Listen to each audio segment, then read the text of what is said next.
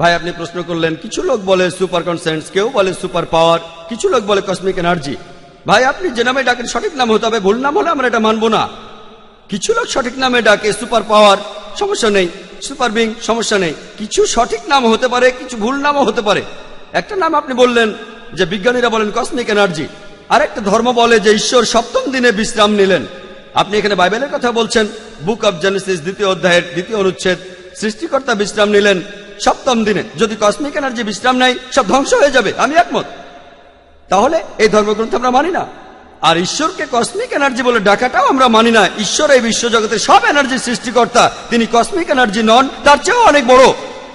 তিনি সবকিছু সৃষ্টি করেছেন আর সবকিছু তার উপর নির্ভরশীল। তাহলে যে ধর্মগ্রন্থে বলা হচ্ছে ঈশ্বর বিশ্রাম নিলেন, আমরা সেটা মানি না। ঈশ্বরের বিশ্রামের প্রয়োজন হয় না। আল্লাহ পবিত্রকরণে বলেছেন, সূরা বাকারার 255 নম্বর আয়াতে উল্লেখ আছে যে আল্লাহর নিদ্রার প্রয়োজন হয় না, তার বিশ্রাম নেওয়ার প্রয়োজন হয় না। তাহলে স্রষ্টার বিশ্রামের প্রয়োজন হয় না, সৃষ্টিকর্তার এই সংজ্ঞাটা আসলে ভুল। সঠিক সংজ্ঞাটা যদি আপনারা কোরআন পড়েন, আল্লাহর বিশ্রামের প্রয়োজন নেই। আর আপনি যে নামেই ডাকুন সেটা সঠিক নাম হলে কোনো আপত্তি নেই, যদি ভুল নামে ডাকেন তাহলে আপত্তি আছে। আজকে বিজ্ঞানীরা ঈশ্বরকে বাতিল করছেন না, ঈশ্বরের প্রচলিত ধারণাকে বাতিল করছেন। আশা করি উত্তরটা পেয়েছেন।